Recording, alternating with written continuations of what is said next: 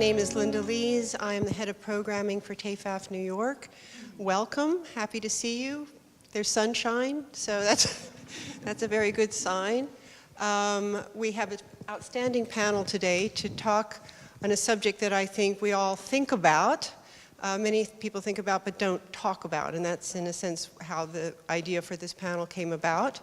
Before we begin, I just want to say a quick word about TEFAF Coffee Talks and the idea behind it, which is, as we started in the fall, to know that every day during the run of the fair, you can come to this space at 10:30 and find a conversation and dialogue and provocation even in some cases about topics that we believe are worthy of your time and attention. So we're very happy to have you here this morning. I hope you will take your cultural brochure with you. And there's still 2 more coffee talks tomorrow on surrealism and the day after that on creating magic, art, fashion, and performance. So please do come back.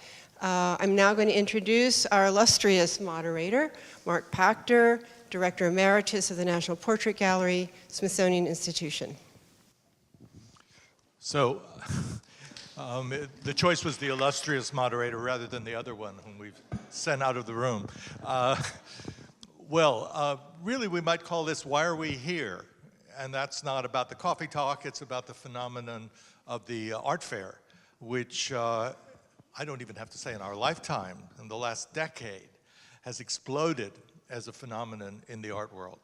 And I think I want to salute a few people before we launch into the panel. One is Linda for coming up with the idea of coffee talks, which has really broadened the experience that you can have at this remarkable fair in TEFAF.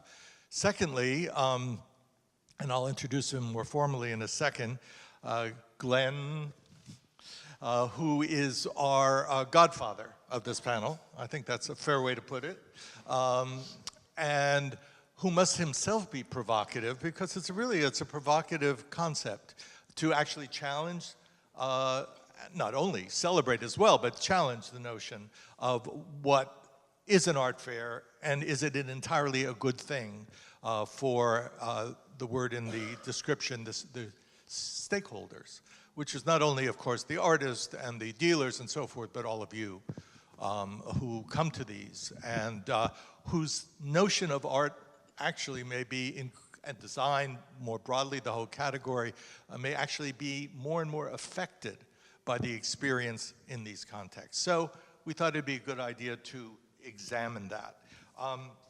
My job, principally, is as timekeeper, because really we must all be out by 11:30, because this magically transforms from a place of intellectual revelry to a place of gastronomic revelry. So we need to be out by 11:30. I only say that as an advance apology for stopping you, because you will have time. One of the time issues is that there's enough time for questions from the audience. But if I stop you in the middle of your most profound inquiry, no, it's because we really have to be out at 11:30. I'll make sure there is time for everything. Now let me introduce our panel. Glenn Adamson is currently Senior Scholar at the Yale Center for British Art and Editor-at-Large of the magazine Antiques. He is self-described as a curator and theorist, which suggests that they're not always the same thing, and I think that's probably true, who works in design, craft, and contemporary art. Until March 2016, not so long ago, he was the director of the Museum of Arts and Design here in New York. It goes on and on, of course, but I don't have the time to give you all the remarkable things that our panel has done. Sarah Archer is a writer and curator based in Philadelphia, whose work appears in Hyperallergic. By the way, if you don't go to Hyperallergic, you only partially qualify as a lover of art in this area. So please do. Her reviews and articles have appeared in New Yorker Online, Washington Post, Slate, Modern Magazine. And she is the author of a number of things, but the one I choose to feature is Mid-Century Christmas, a book on Christmas and modernism during the Cold War, which is such a great topic. I haven't read it yet, but I will. I will. Thank you. Freya Hartzell is Assistant Professor of Modern Design History at the Bard Graduate Center in New York. Her focus is European art, design, and architecture from 1750 through 1950, which pretty much covers the waterfront in terms of the effects on the modern world. This is her sentence. I love it. She, is especially interested in empathy, materiality, and cultural politics as understood through designed objects, which I think is wonderful, particularly the use of the word empathy in that. I congratulate you on your self-description. And James Demetis, who's at the end, he has marked his first year as curator and director of museum relations at R & Company in New York. He specializes in historical design and builds partnerships for the firm. Also self-described, but well, I think this position represents a new chapter in a career that has been mostly spent in the trenches of the auction market. Trenches is obviously the operative word there. From 2003 to 2013, James was the senior vice president at Sotheby's, where he curated, edited, and produced over 50 auctions and catalogs of 20th and 21st century design. That's all I will say again of about a rather rich career. Our format is that I'm going to ask each of the panelists in alphabetical order, you know who you are alphabetically, to give broadly a 5-minute statement in which, in best case, both the advantages and disadvantages of the art fair, disadvantage may even be a strong word, just the challenges of the art fair are described from their perspective. Then I'll give the panel time to react to what their fellow panelists have said, and then, of course, the floor will be yours. So with that, Glenn. Okay, thank you, Mark, and thank you all for coming this early morning in a very busy week. I'm going to restrict my comments to just a few, and insofar as I was involved very heavily with Linda Lees in organizing the panel and indeed suggesting the other panelists, I feel like in a way that is my contribution in a sense, but I also thought that given that I would just frame the question rather than necessarily advance any answers to it at this point. So the question, which of course is prompted by the title Fair or Unfair, is whether art fairs are a good or a bad thing. And obviously they're probably both, so in what sense are they positive and in what sense are they negative impacts on the many constituents or stakeholders of the art world? And I was entertained by the fact that you introduced me as the godfather of the panel, which suggests the thought that the art fair is an offer we have not been able to refuse. And it's something that I might compare in its relationship to art practice. I might compare the art fair to the effect of social media on our political system. So social media is obviously not generated by the arena of political practice. It was not invented by politicians or governments, but it has obviously had an absolutely dramatic impact on the way that politics is conducted worldwide.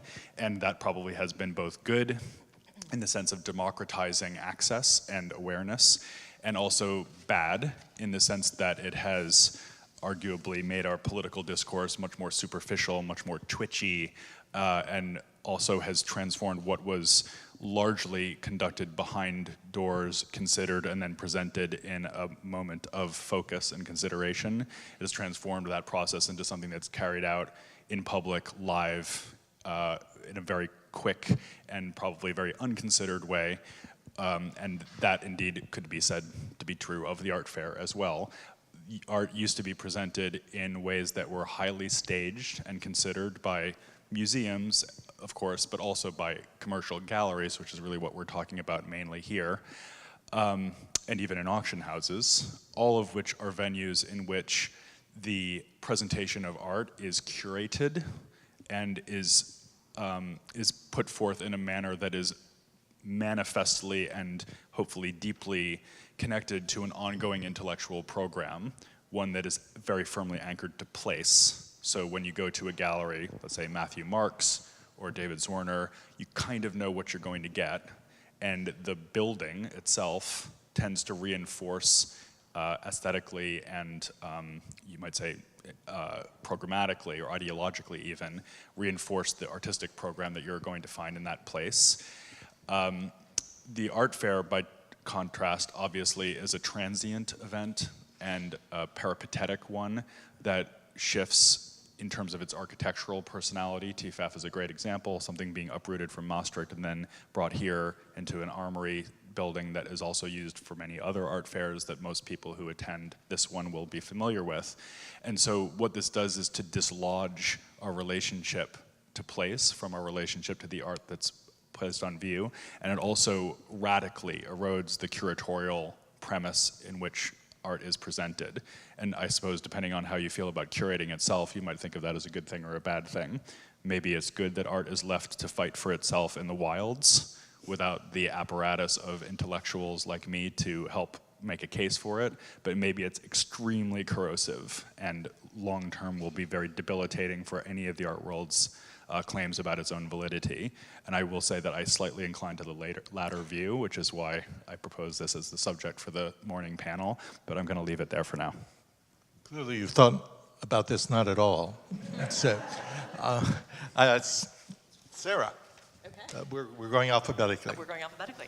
I agree with some of that, not all. And I was thinking about it mostly from the point of view of somebody who writes about art and design pretty regularly and criticizes things, enjoys criticizing things and writing about it critically, and has actually written reviews of art fairs in the past, which is, when you really think about it, a very, very strange kind of undertaking, because it has certain superficial similarities, an art fair does, to a gallery exhibition or a museum exhibition.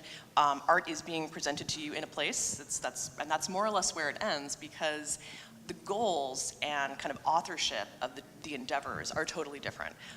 You can't evaluate an art fair as a cohesive entity with an eye toward kind of coherent authorship or vision. It would make no sense to do that. They all have their own kind of aesthetic points of view. There's obviously the kind of young, hip, and groovy, kind of scrappier art fairs. There's the more posh, and I think we're pretty far on the posh end of the spectrum deep into here posh. today, and it's a wonderful Deep thing. into posh, yes. Deep posh, and that's obviously, that's clear and evident and lovely. But how do you critique that? It sort of short circuits all of the normal tools that you have as a critic, I would say, to try to evaluate it. So is it good for the artists? In this case, a lot of the artists and designers are no longer with us, so it may be just fine, but it doesn't really matter. Are the sponsors happy? It sort of raises all these other questions. You know, is it a success means something totally different. So I think it's also, you feel kind of oddly irrelevant as a critic, because basically, the galleries, I did a short stint working at a commercial gallery, so I got a little bit of a bird's eye view into this process, kind of going from Google SketchUp all the way to sales and shipping. There are certain architectural and spatial limitations to this. So certain pieces, certain scale of pieces work and certain ones don't. And that's one of the reasons why I say this not as a qualitative comparison, but it's kind of like the vignettes in IKEA. Like, it's just kind of one sort of as-if living room after another, after another, after another, and they're all roughly kind of sympathetic in scale, right? It's the kind of totally different styles, but they're all, kind of arranged just so, as though you could kind of imagine yourself, suddenly being able to afford E.W. Godwin furniture or something like that. So it's immersive in a way that kind of invites you to think of it as a living space. So I think in a way that's, as an art critic with a capital A, there's something that's off about it. But it also, if you're a cultural critic, is kind of fascinating, because it gives you a bird's eye view into a terribly elite world and kind of an elite way of shopping that, for most of us is a spectator sport, and to kind of consider what that means for the way that the most powerful people in the world consume. So is that good or bad? I actually don't know. I think it may be kind of depressing, but it may not necessarily be bad. And with that, I will turn it over to... Yeah. No, I think that's actually kind of great for some of what I want to say. So I'm a historian, and in the interest of heterogeneity of this panel, I'm going to actually read you a little story that I wrote as a historian. So I write and teach the history of art and design, and I very seldom go to art fairs. I arrived here yesterday afternoon in a sea of dripping umbrellas, and it felt really good to get out of the rain. And it felt even better to step into the exhibition spaces with their carefully orchestrated ensembles of warm lighting, sensuous textiles, and their breathtaking array of incredibly precious, yet to me incredibly familiar things, many of them at least. In other words, it had been worth waiting for the crosstown bus in a downpour. After looking at many displays of important paintings and sculptures, I began to encounter some utilitarian things, aka design objects. And what struck me right away was that in contrast to the so-called fine art that I'd just been looking at, many of these design pieces weren't actually labeled. After visiting several design gallery booths, I asked one of the attendants why this was the case, and she said, it's a personal choice. We felt it would inhibit people's experience, in other words, to have labels. It's more intimate this way. We do have checklists, and people can always ask. Though, of course, I did find as I visited more booths that many design pieces were indeed labeled. I found the use of the word intimate very telling here. Intimate is hardly the word I'd choose to describe my experience of this fair, or even my experience of that particular booth. While everyone is encouraged to look, and certainly to do more than look, no one here is really encouraged to make themselves at home. So this question of intimacy became the focus of my experience yesterday. How would my students feel, I wondered, looking at these displays? In some ways, their experience would be intimate. It would be materially intimate. For academics who generally work with museum collections and from day to day work mainly with images, the warmth, the touch, the material presence, that combination of optic and haptic qualities that constitutes each design piece is an important reminder of what our work is all about. To be able to sort of fraternize, to sort of rub elbows with so many different yet important pieces of design in a single venue feels like a luxury. And of course it is. Certainly none of my students could afford the price of admission here. And perhaps luxuriating in design is one of its points. That intimate, sensuous feeling of living with, or imagining, for a few moments at least, living with beautifully designed things without the burden of knowing their history or their price is luxuriant. As I was leaving the fair, I came across an exquisite Berlin ironwork bracelet dating from around 1810, which I wanted a lot. This is a type of jewelry that's really important to the history of design, both for its fabrication from what in its day was a radically modern and decidedly unfashionable material for jewelry, and for its political significance as an emblem of allegiance to Prussia's fight against Napoleon. Though I've both written about and lectured on Berlin iron jewelry, before yesterday I'd never actually touched any. The juxtaposition of my historical understanding of this matte, black industrial material, a material that would later become the stuff of 19th century railway stations, department stores, and exhibition halls, with its delicate feather-light presence in the palm of my hand, was for me in that moment astonishing and transformative. As I gently handed it back to the gallerist, she said, "It's so nice to talk with someone who really knows what this is." Today, I find I'm still considering what that really means. And that's what I have to say. Charming. Well, you're used to being the last with your name, so it's your Well, first turn. of all, Freya brought up 2 points that I want to quickly address that are just, I think, the essence of what makes me still a huge advocate of the existence of these fairs. First of all,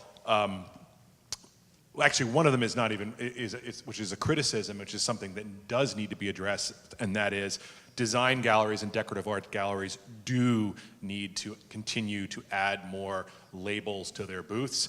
It is something that is very true in that there's a certain kind of, absence of intellect on the printed word in many design galleries compared to the kind of constant long time standards of what the contemporary and modern art galleries do there. But then second of all, the most important thing about fairs like this is that ability to touch. And it's exactly similar to what you can do when you go to the viewing at Sotheby's or Christie's or Phillips in the design market. And it's something that, as someone who has spent most of my career in the trenches, selling stuff, being deeply involved in the market, and not worrying at all about social issues or criticism or anything like that, it's the most remarkable thing to see people visit and realize that, yes, that Rateau chair that's in Di Lorenzo's booth might be $1.5 to $2 million from the Blumenthal Pavilion, but you can sit in it, you can look at it, you can touch it, you can feel it, and you can't do that when you go to the Met. And you can't do that when you're looking at it on the screen at the BGC. It's a really important thing. So moving on from that, I will say that for the design, we keep talking about art fairs. And it is true, with the exception of a few smaller satellite fairs like Design Miami Basel, that's what this is. This is an art fair where the design galleries are absolutely, in every sense of the word, the second-class citizens.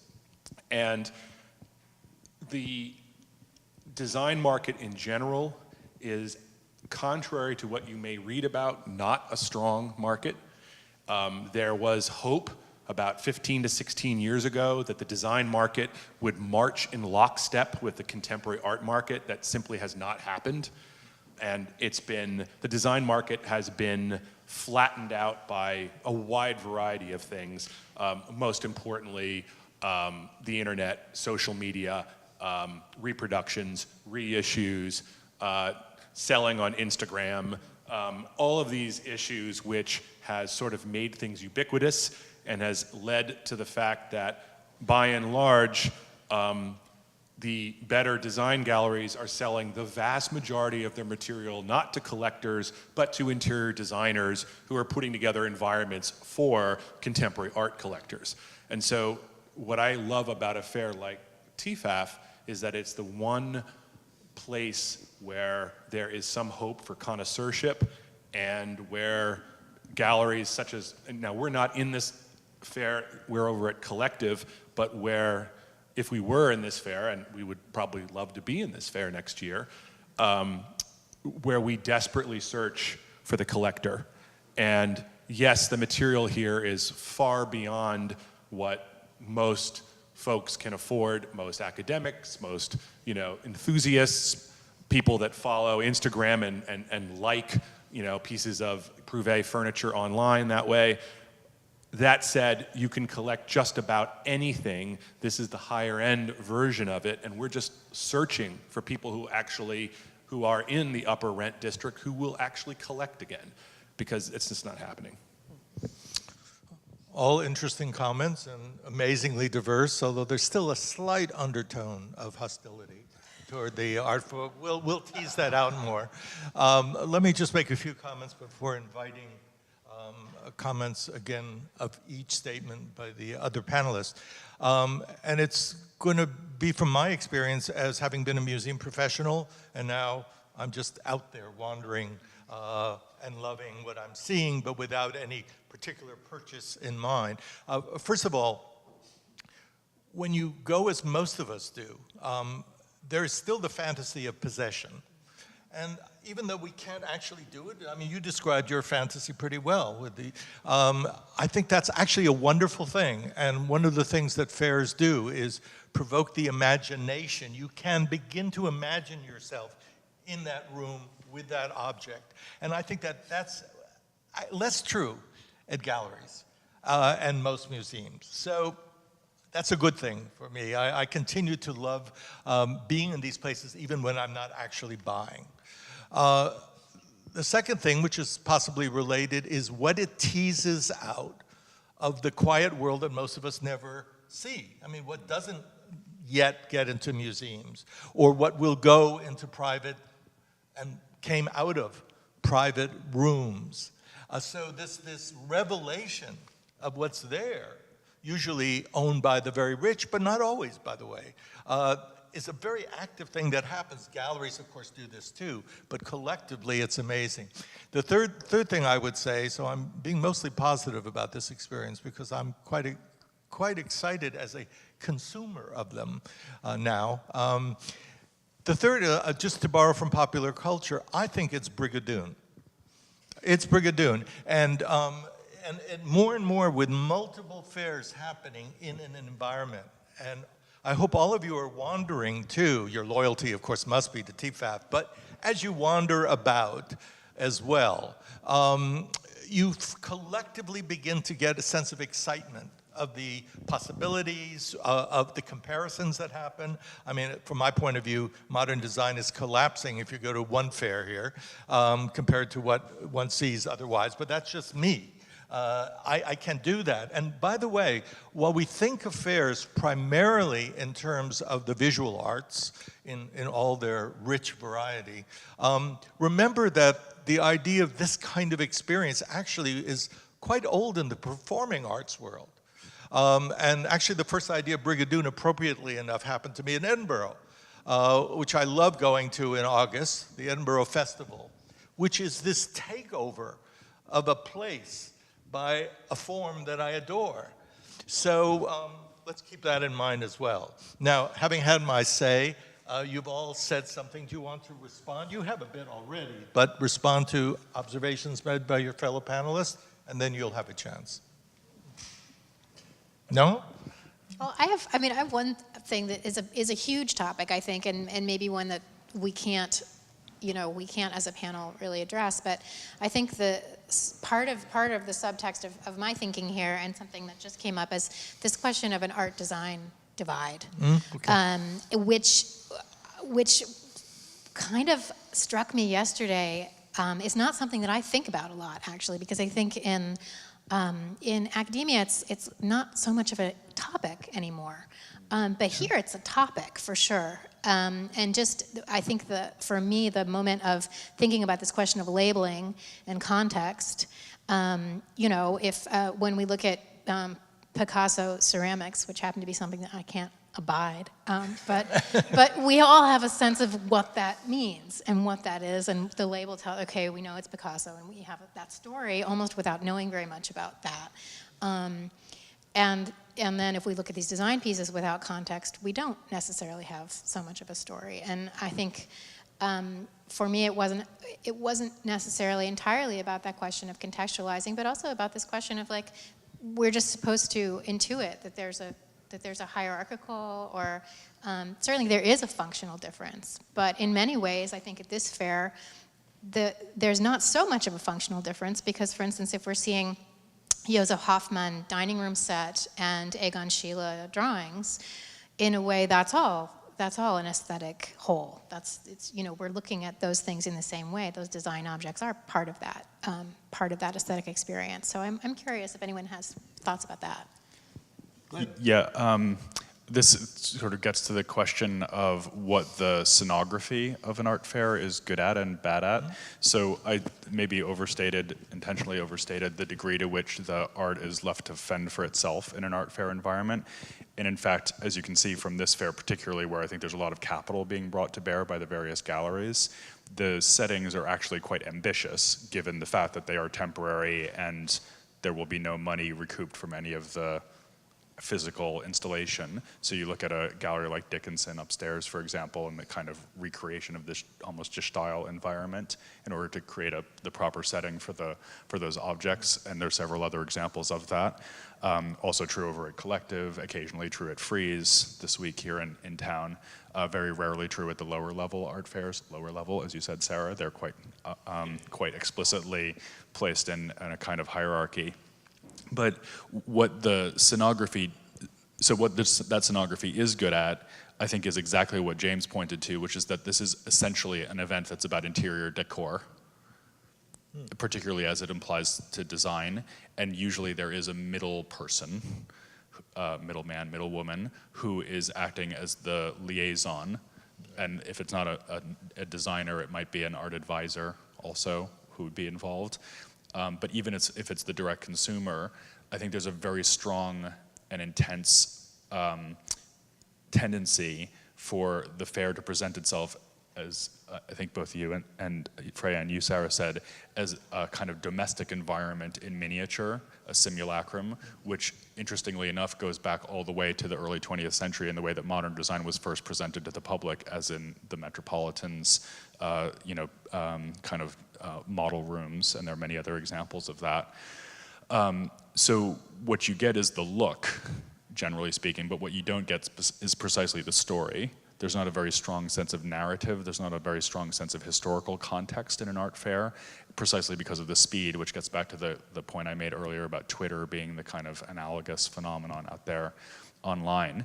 And I guess I would, just to flesh in some of my own reservations a little bit, I think that although, again, there is a sense of availability, and touching the Berlin work bracelet would be a great example of that, or if you could bring your students here, having them have the chance to look at so much material quickly, maybe test their eye, think about how much they actually know and don't know about this material. So there is that sense of availability, but what you don't necessarily get is the other dimensions of relationships that you can have with this historical material besides, do I like the way that it looks and do I want it? Which, I take your point, Mark, that that's kind of nice, but to me, if that's the way that art is being democratized explicitly in terms of possession and immediate, uninformed aesthetic response, then that cannot be a good thing. You're putting it in the context of social media, not only social media, I would say the net in general, suggests the larger problem of authority, period. And that our age rejoices in accessibility. We can learn a lot, we can go randomly, we can browse, which is a good library word that might actually apply to fairs. But that what we are missing in our time is some way to evaluate. And it's actually often presented as a good thing. And that's the dystopian part of your vision I embrace. It's also just very interesting to see powerful galleries try to maintain their air of authority in a situation this haphazard. I think that's one of the great spectator sports of the art. Right, well said. And I would say, go ahead. You hit the nail on the head there, because remember, when you go upstairs into Dickinson's gallery and look at the Dutch modernists that are on the walls and the aura that they're trying to create, remember when you look, and they actually priced their paintings, which was also a nice thing. Not every gallery does that. When they sell a $3 million painting, and they have multiple $3 million paintings on the walls there, they're probably pocketing about $500,000 in profit, which easily, takes care of all the expenses. The design galleries do not have that opportunity. That is, far more than the entire value of the booth of Dansk Mobile Kunst, which is one of the greatest Danish design galleries in the world and has a very elegant booth here. And it goes back to something that Glenn also said in his opening remarks, when he talks about how you know what you're in for when you go to see a Zwirner or a Gagosian's gallery spaces here in New York. It's really important to remember that of the design galleries that are here exhibiting, there's a handful of them that don't actually even have galleries anymore. This is their opportunity to curate and present something. Second of all, there's another group of galleries here who struggle immensely to keep up in the New York real estate market and have had to move their galleries over and over again. This at the same time that you read about the Zwirners of the world opening like their 19th gallery, and so the haves and the have-nots, our gallery is one of the few galleries that has sort of like a permanent physical plant where we can actually do shows, and so this is like the best opportunity for a gallery here to put their best foot forward. Sir? Kind of relating back to what Freya was saying, and you were saying about possession as a way of relating to objects, one of the things that I find really fascinating about these booths is desks, because many of them they all more or less have desks. Some of them are like a desk with a capital D that you can buy, or you're supposed to want to buy, and the other one is kind of the desk where the posh young woman sits and kind of adds your email to the email list.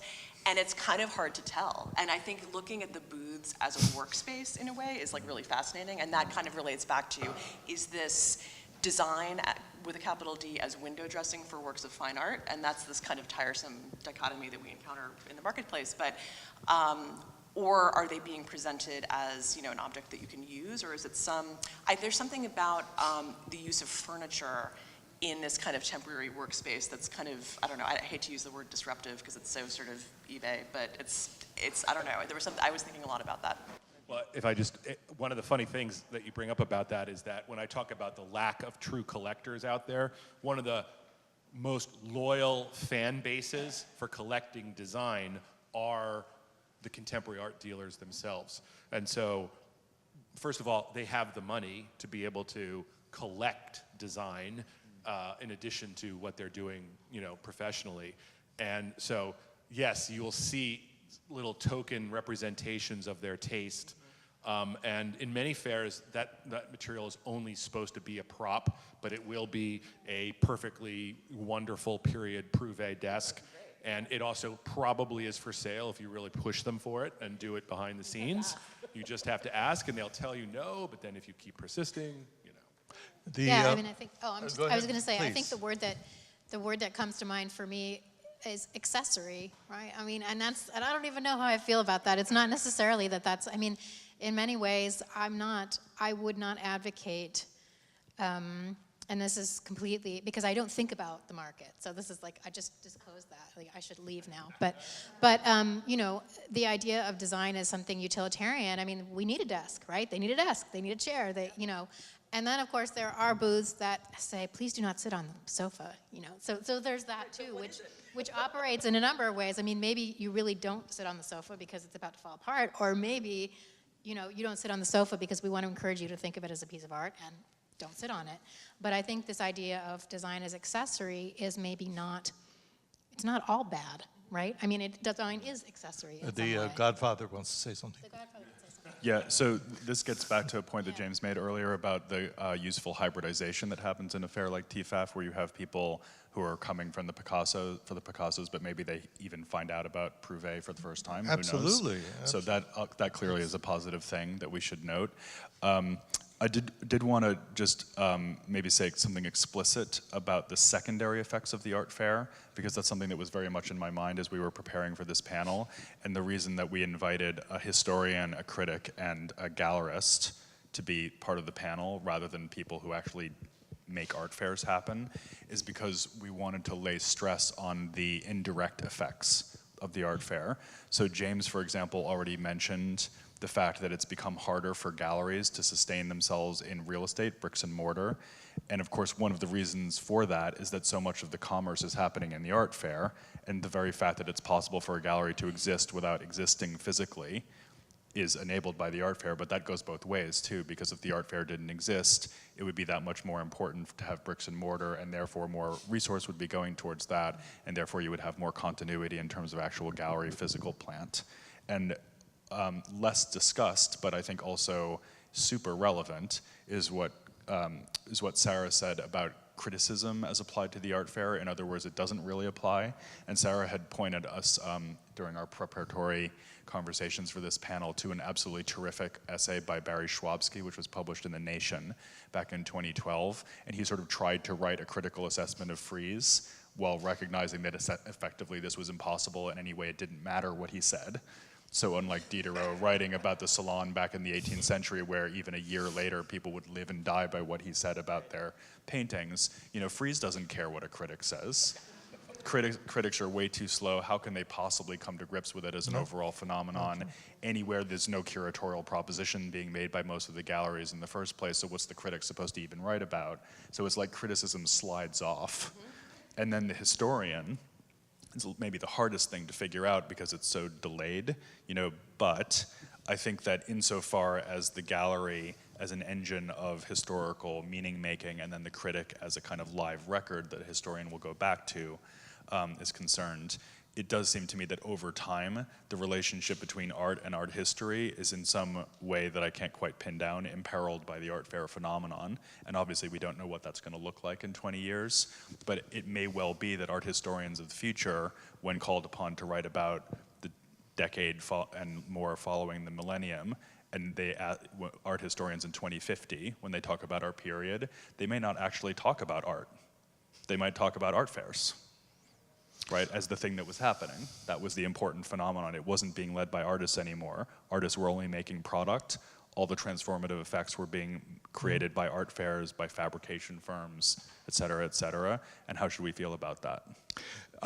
I'm just about to open to our guests to ask questions. I would just take the privilege of chair to say a few things, because I worry about my laments. We all have laments about various things, some of them just because of what we remember with fondness from our own youth, and some because they're real losses to society.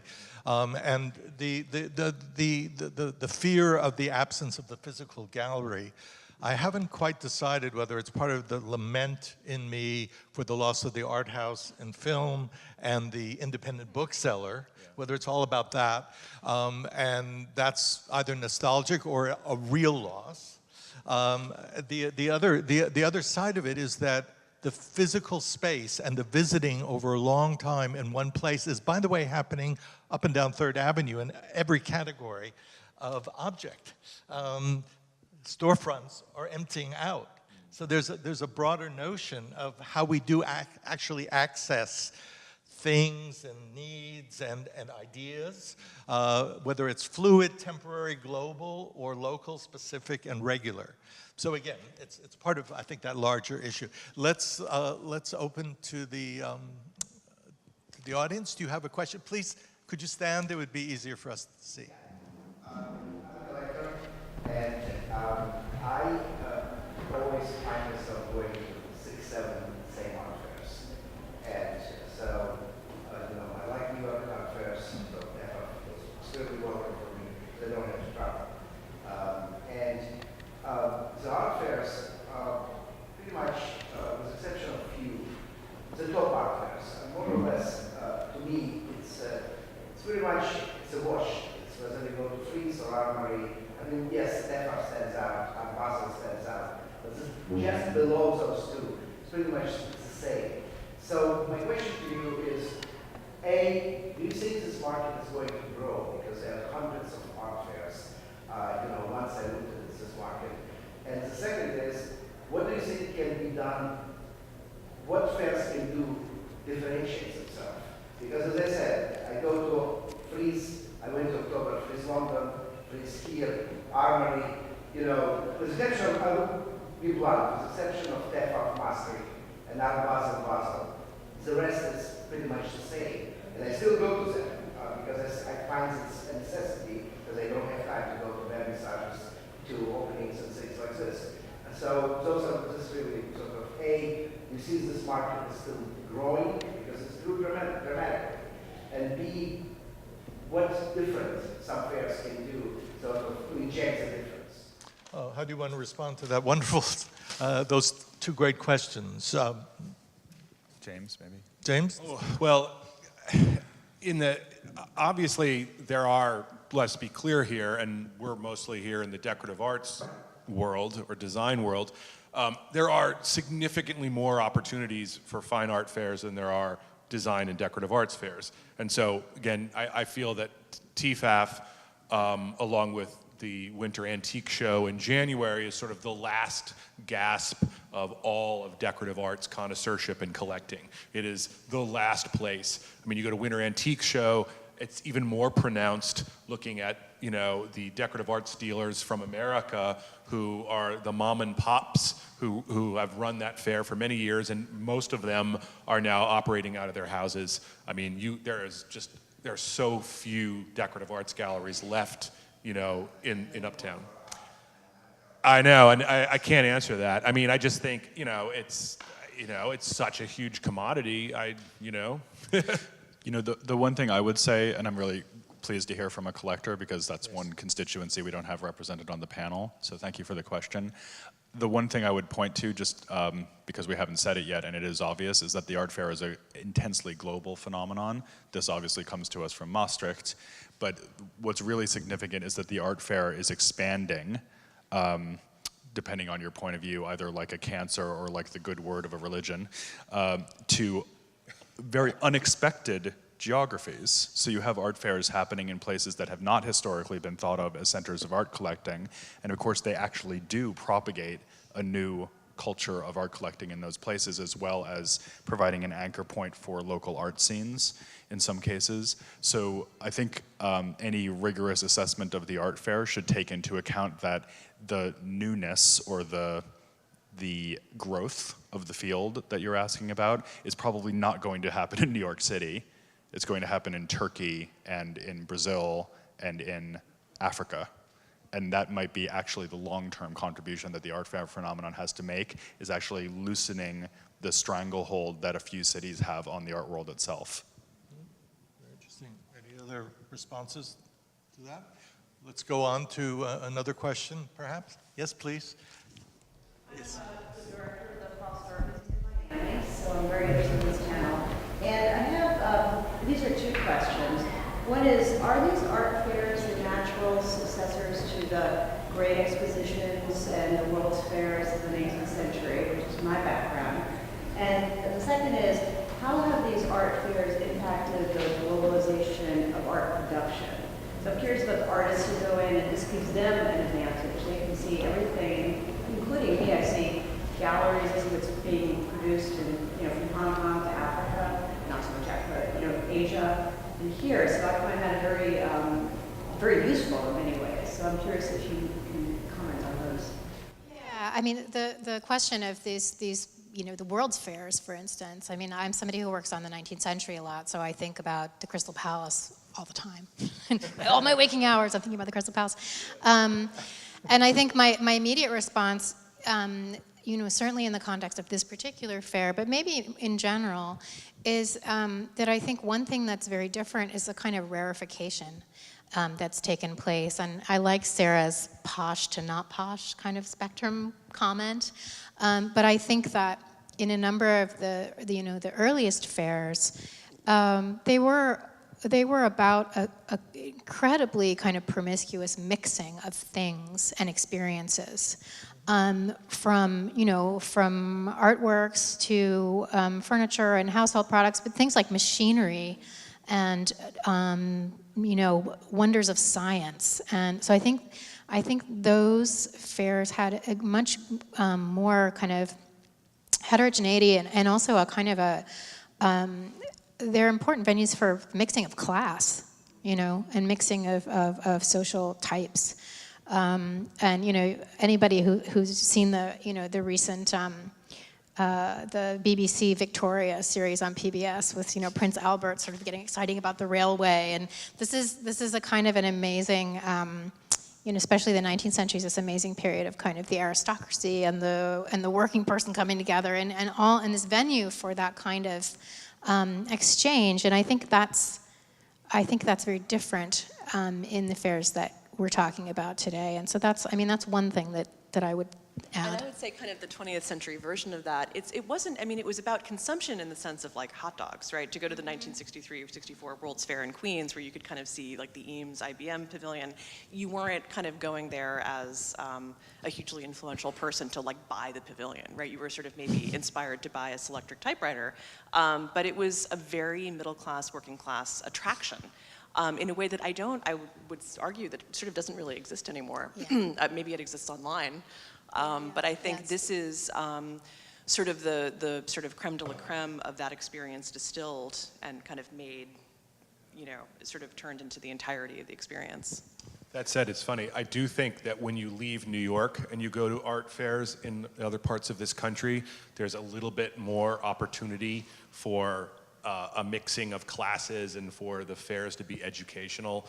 In America, in Chicago, the big fair in September there, which is out on that hilarious pier with the Ferris wheel that goes out into the Navy Pier.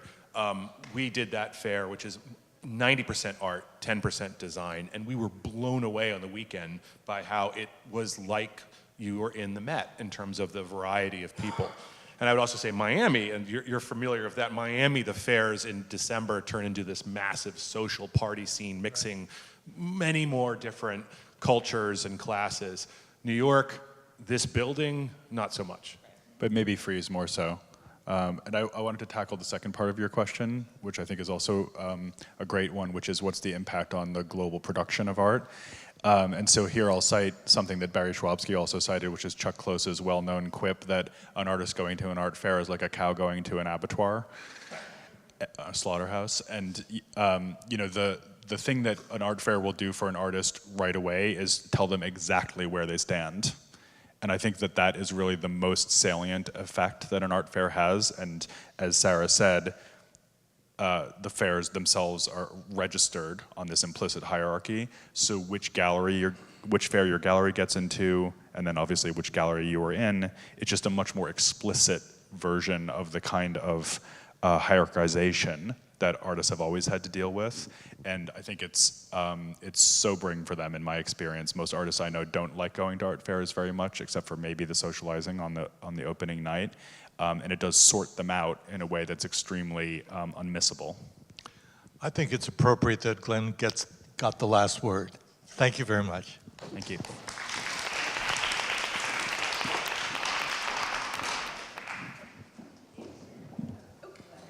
Thanks very much to our panel. Thank you all for coming. I hope you'll come back for the next 2 coffee talks.